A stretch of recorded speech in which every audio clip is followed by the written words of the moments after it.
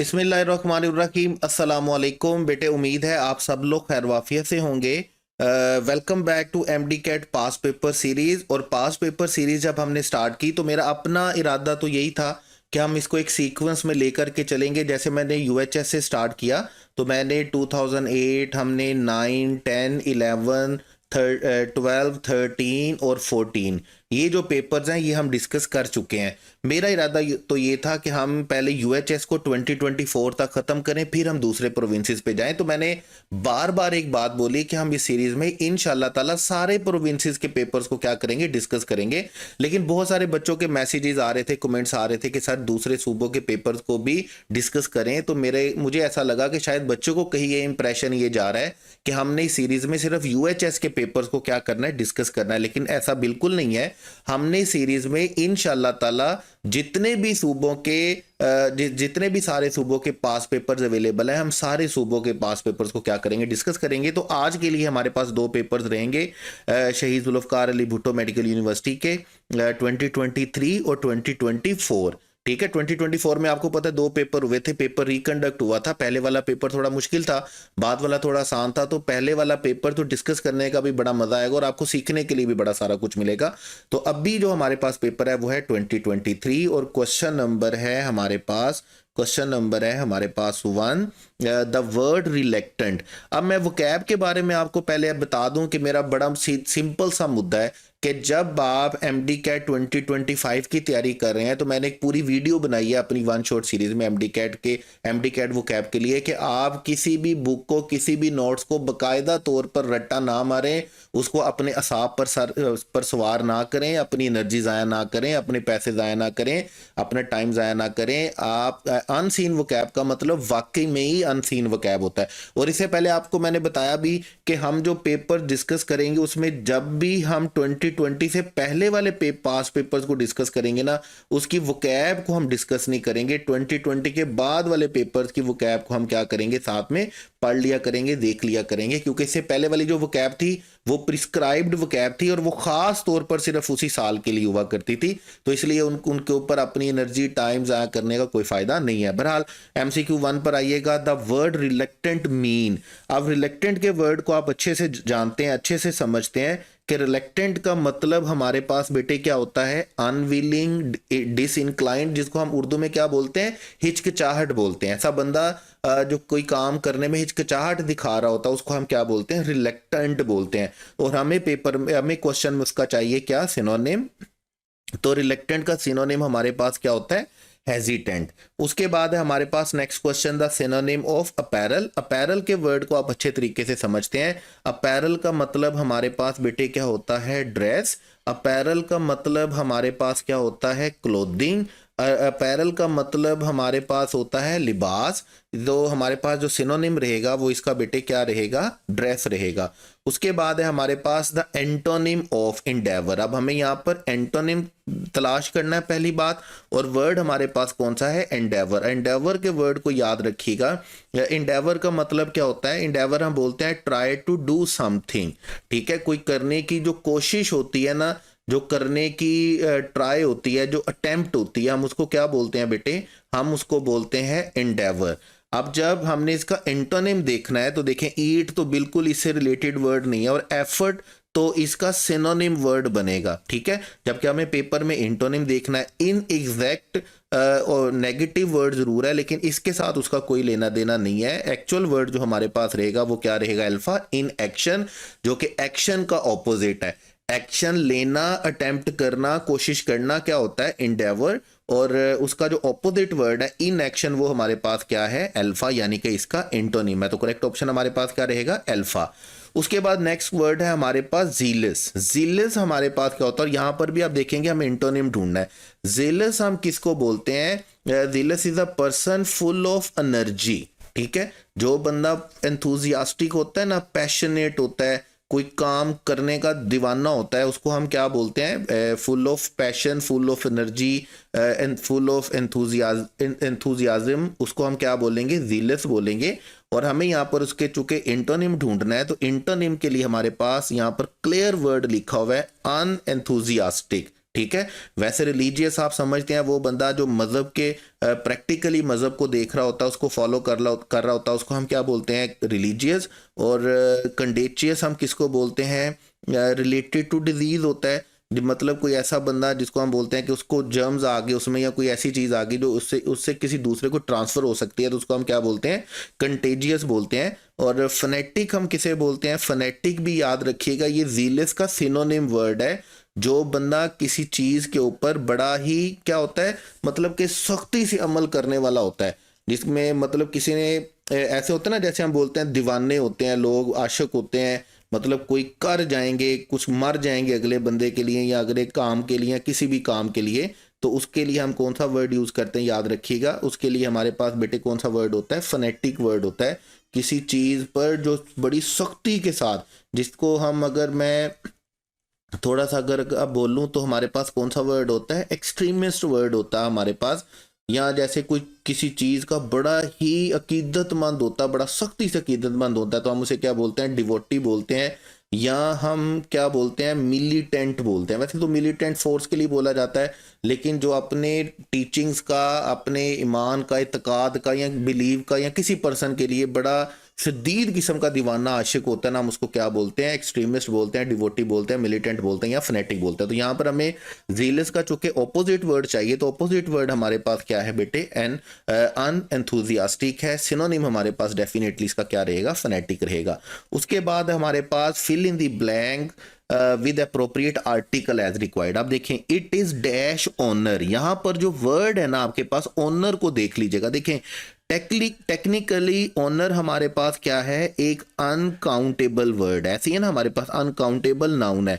जबकि हम तो शुरू से ये बात पढ़ते आ रहे हैं कि इनडेफिनेट आर्टिकल को आपने किसके लिए लिखना है, काउंटेबल नाउन के लिए लिखना है। अनकाउंटेबल नाउन के लिए तो हम इनडेफिनेट आर्टिकल को लिखते ही नहीं है।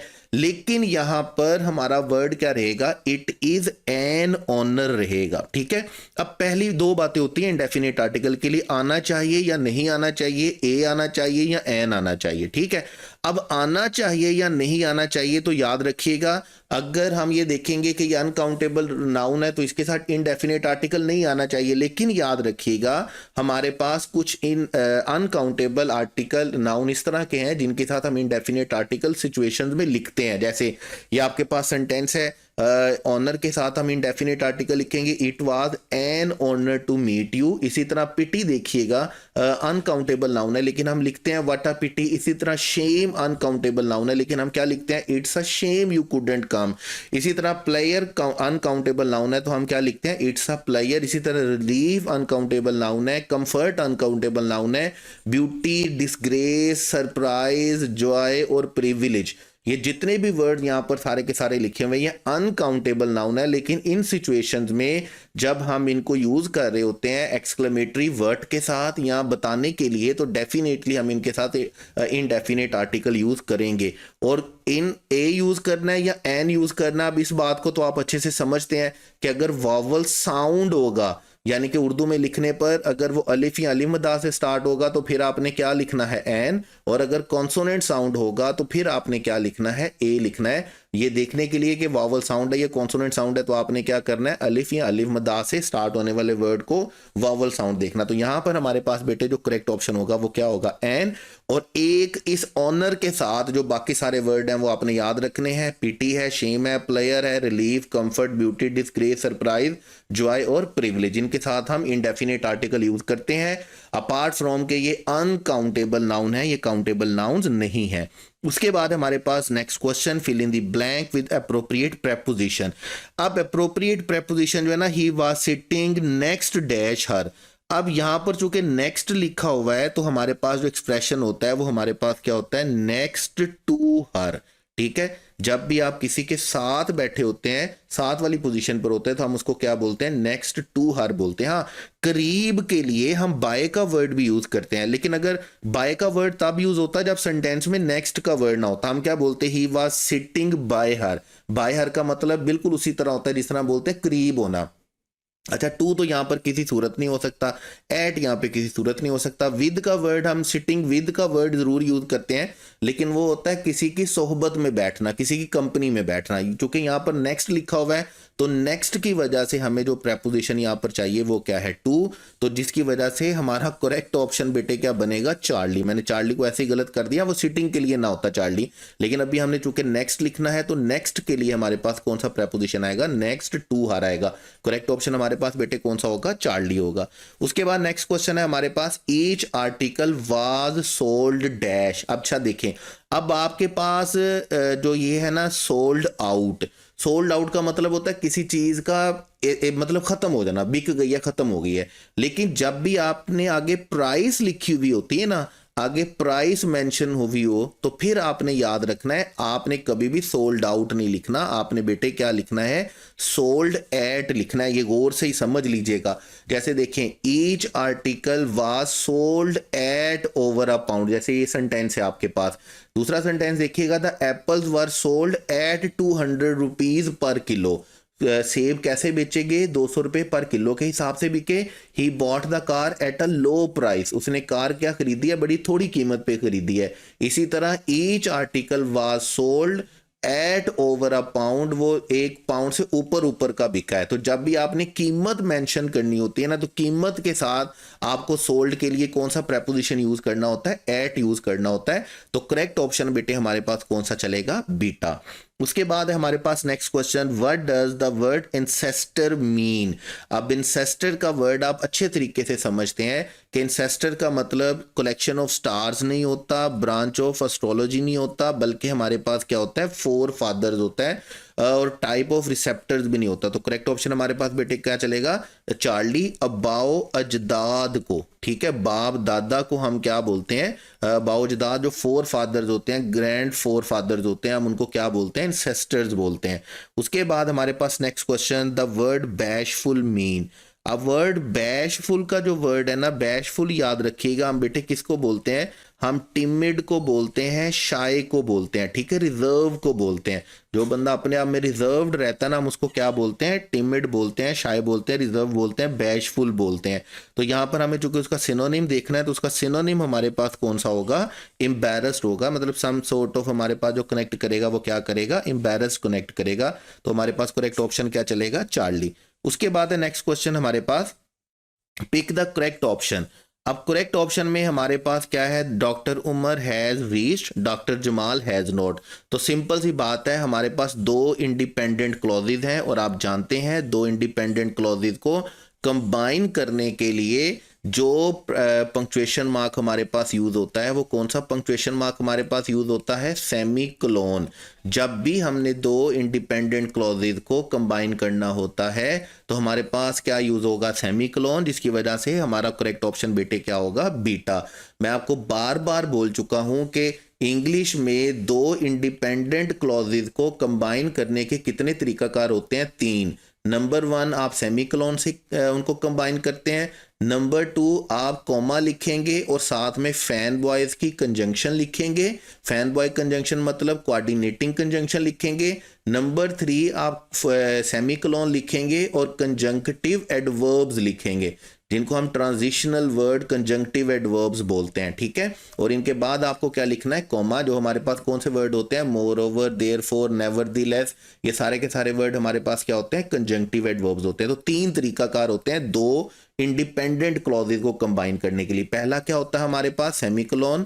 दूसरा हमारे पास क्या होता है, फैन बॉयज के साथ कॉमा। और नंबर 3 हमारे पास क्या होता है, कंजंक्टिव एडवर्ब्स होते हैं हमारे पास, moreover, therefore, nevertheless, as a result. ये जितने कॉन्सिक्वेंटली, ये जितने वर्ड्स हमारे पास होते हैं, इनसे पहले हमने क्या लिखना होता है, कॉमा और सेमीकोलन, और बाद में क्या लिखना होता है, कॉमा। तो यहां पर हमारे पास कौन सा करेक्ट ऑप्शन होगा बेटे, बीटा।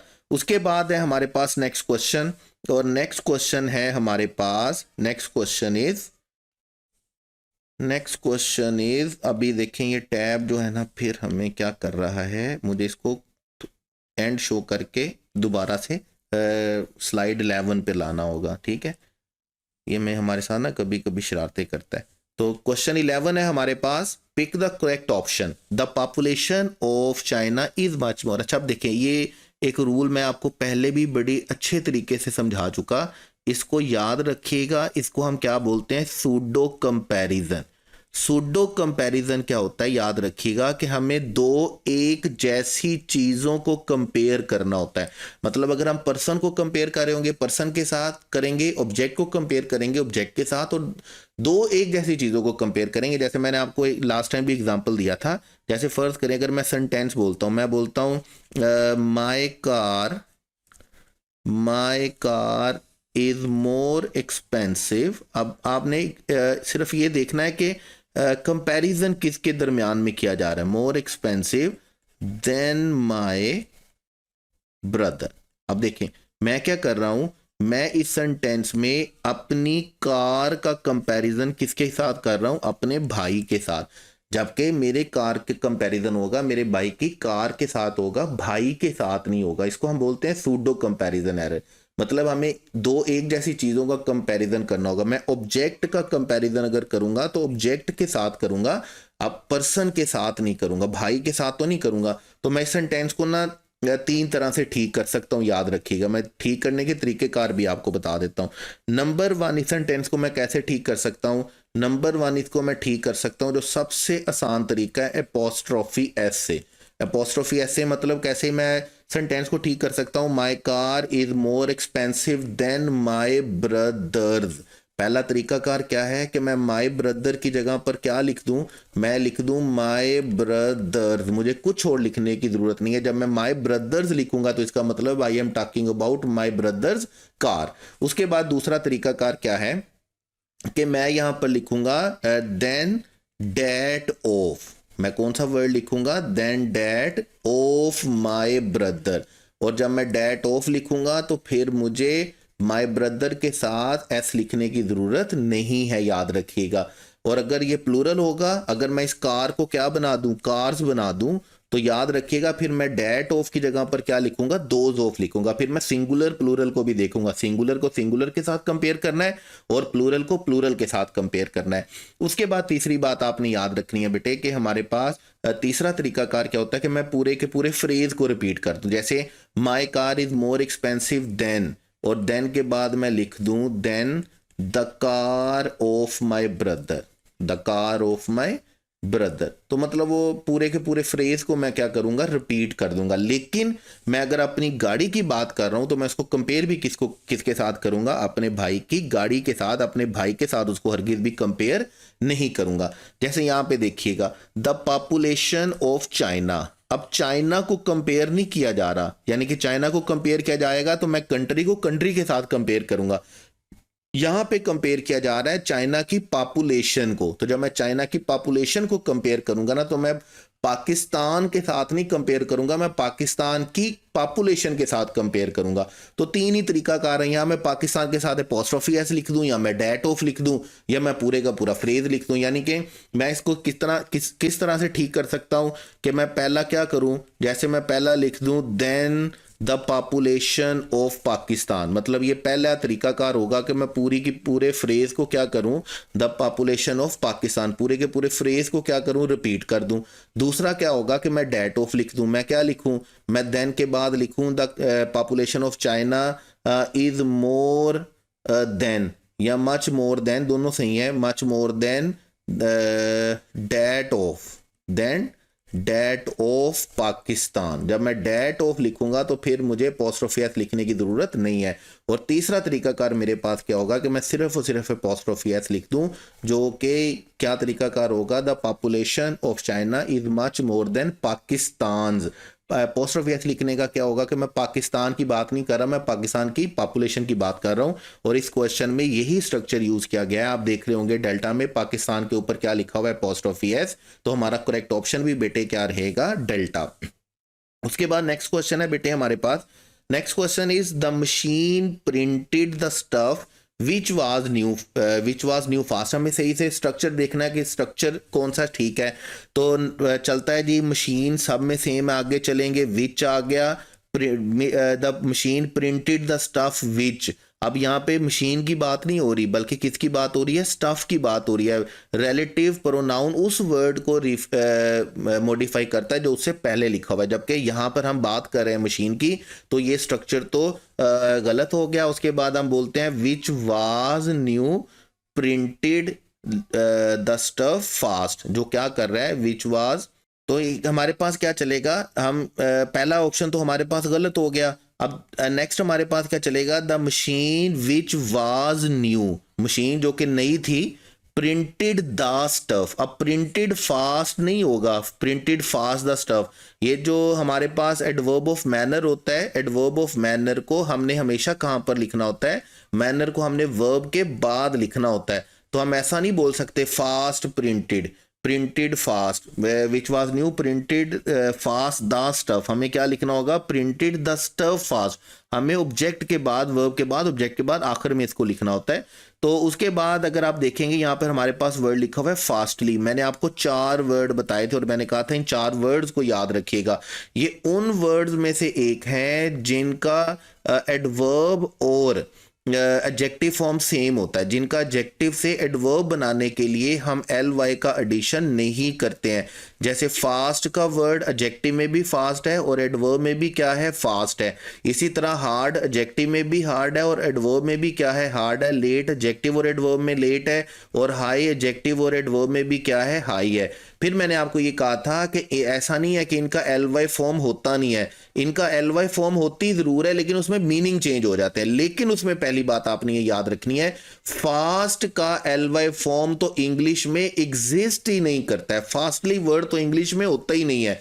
हाँ जी, हार्डली वर्ड जरूर होता है, लेकिन इसका मतलब बड़ी सख्त नहीं होता, इसका मतलब होता है बमुश्किल, मीनिंग चेंज हो जाता है। इसी तरह लेट का मतलब तो देर से आना होता है, लेकिन लेटली का मतलब होता है रिसेंटली। हाई का मतलब होता है बुलंदी, लेकिन हाईली का मतलब होता है, हाईली का मतलब क्या होता है, एग्रेसिवली, एक्सटेंसिवली, ज्यादा, टू सम एक्सटेंड।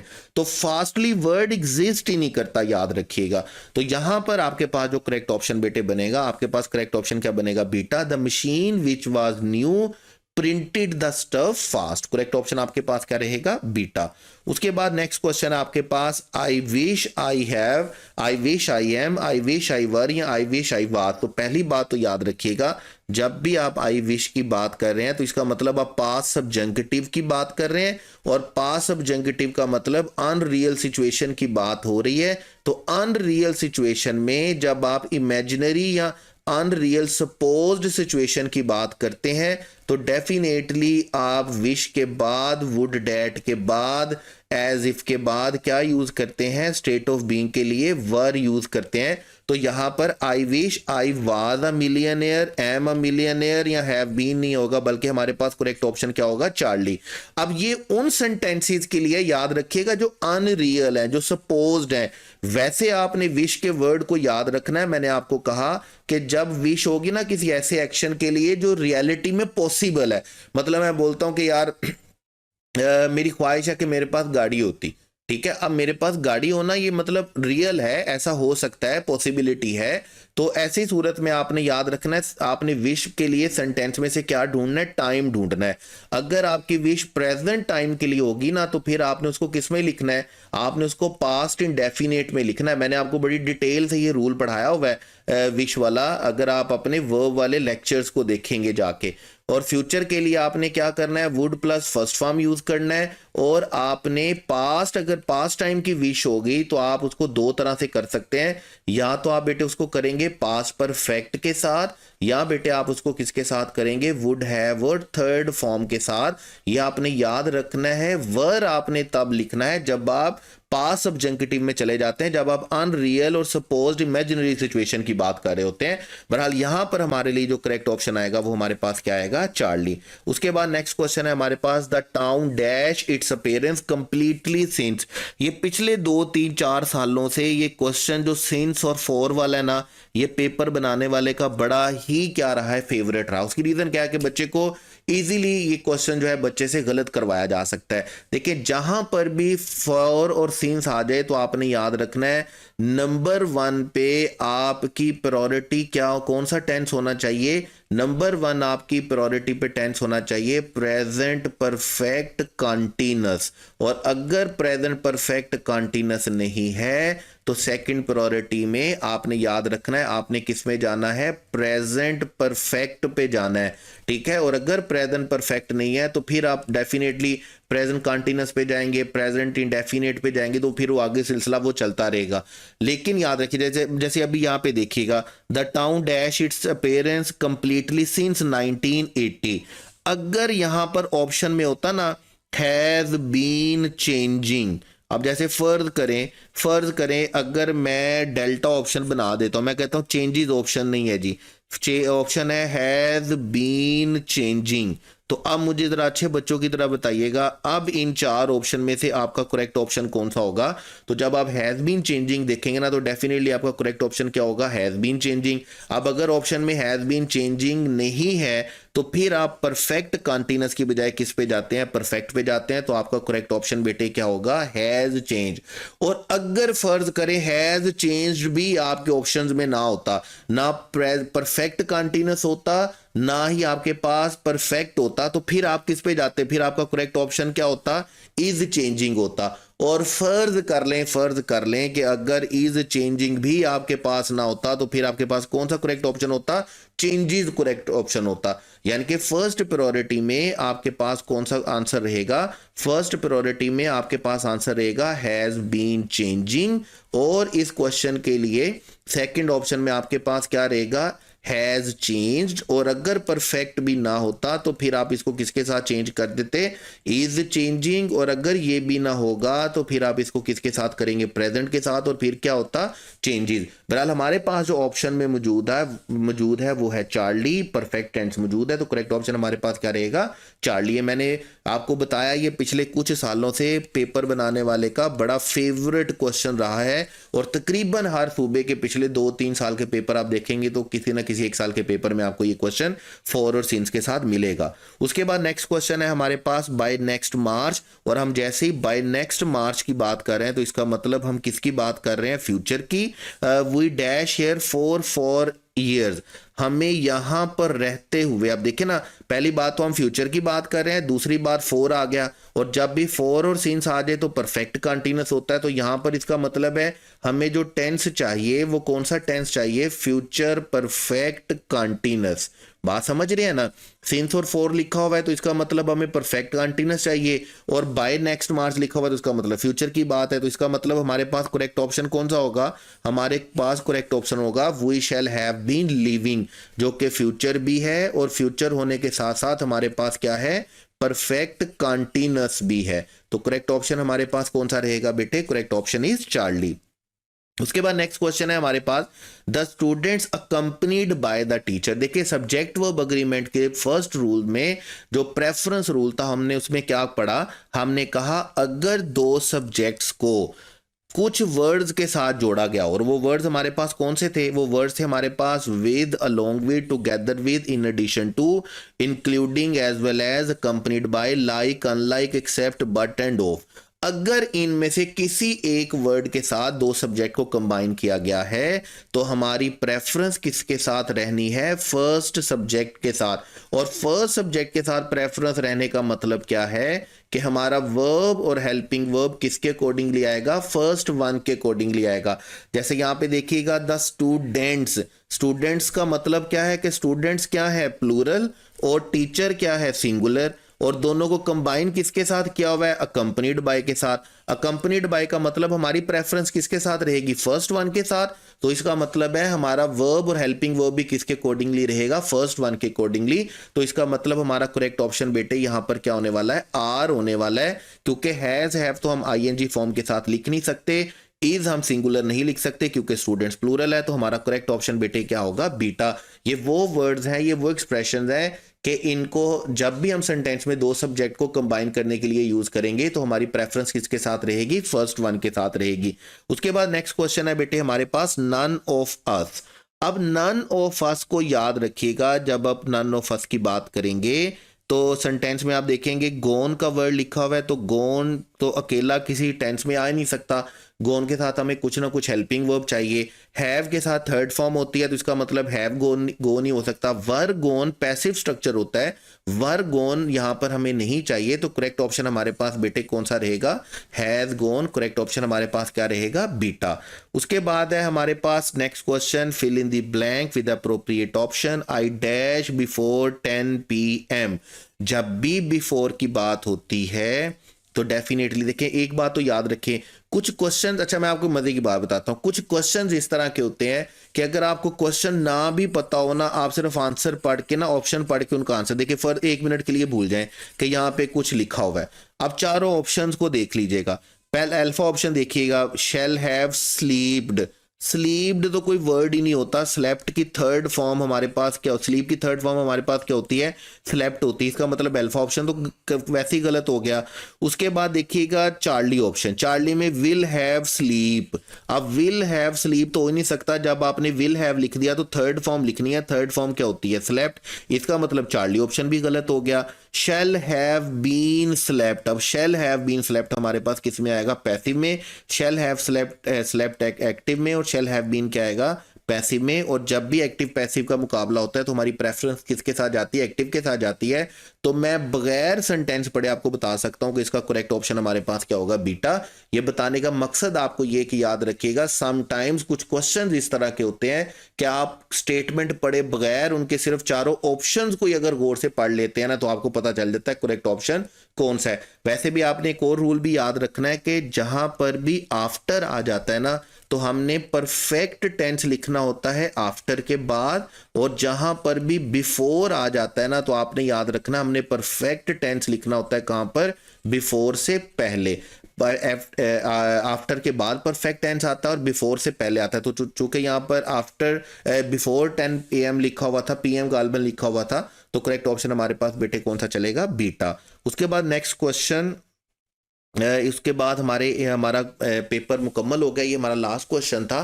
तो नेक्स्ट टेस्ट जो आपका बेटे होगा, जो हम डिस्कस करने वाले हैं, वो है 2024 का शहीद जुल्फ़िकार अली भुट्टो मेडिकल यूनिवर्सिटी का पेपर। वो पेपर है जो बाद में रिकंडक्ट हुआ था और उसको बच्चों ने बड़ा ही क्रिटिसाइज किया। कुछ स्ट्राइक्स वगैरह भी हुई कि बच्चों ने माना नहीं कि बड़ा पेपर मुश्किल था, और वाकई वो पेपर थोड़ा टेक्निकली मुश्किल भी था। वो MD कैट के लेवल का था भी नहीं। उसकी डिस्कशन में बड़ा मज़ा आएगा, आपको बड़ा कुछ ही सीखने को मिलेगा।